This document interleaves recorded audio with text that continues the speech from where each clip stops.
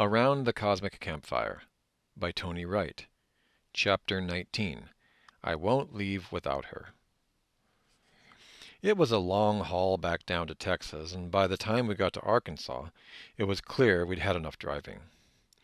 In trying to save on some hotel bills, we would sometimes stop here and there to camp. On this particular stop, we made our brief layover at a KOA camp parked near Little Rock. Being musicians on the road was sometimes financially tricky. My partner and I always traveled with our crazy cat Sarah, and we had toted her around with us on the road since she was a tiny kitten. It was often challenging sneaking her into motels and hotel rooms, challenging just having a pet on the road in general. Once in West Texas, she got away from us in the park and climbed up a 30-foot tree. It was a long wait for her to come down for sure, as this tiny thing screamed mercilessly at us from up there, while we were one step away from calling the fire department. But what a beautiful gray and white tabby, a truly gorgeous feline of the road mascot. We were just about to hit the road in the KOA camp when I realized I couldn't find her. She had slipped out of the van and was nowhere to be found. She was not in the van, under it, or anywhere in sight in the park. And I was panicky and devastated. Had I lost her for good this time? I would not accept the idea, and we spent hours trying to find her on foot.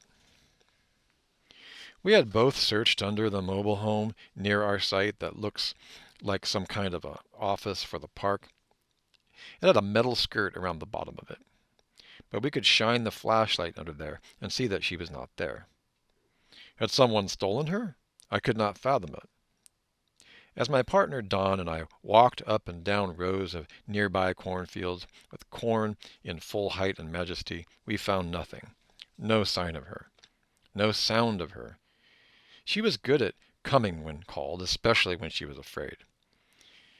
And she was good at meowing, but nothing. There was nothing. But it was clear. We had to go. It was time, and we would have to leave her behind. Wherever she was. If she had wandered off exploring, she could be a long ways off by now. Hours had passed. I sat down on our picnic table and was in tears, and actually out loud asked for a sign. Please, please give me a sign if we should stay or we should go. And if we stay to continue looking, where should we look?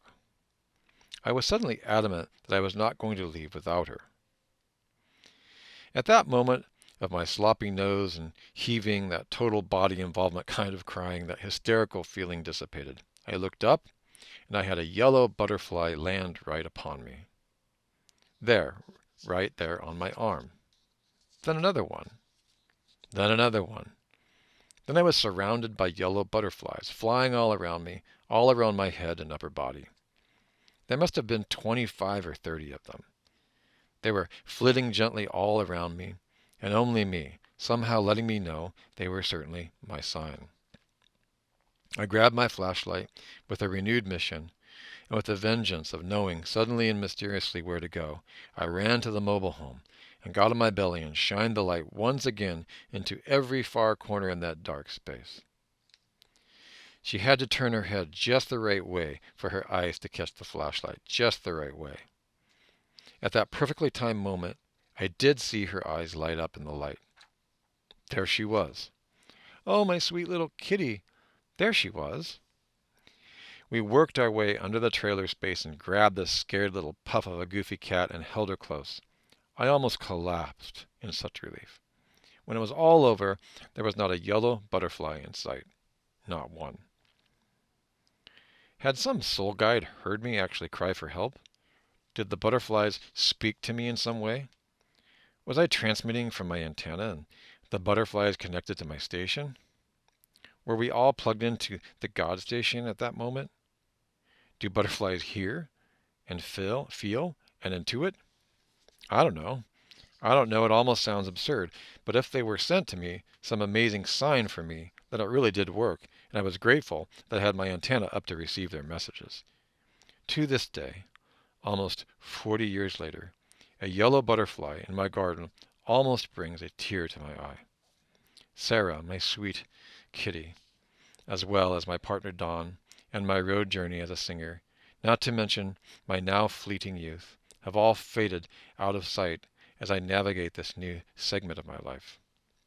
I see now how precious and delicious memories of our past can be rich, rich food for our hearts and for our souls forever.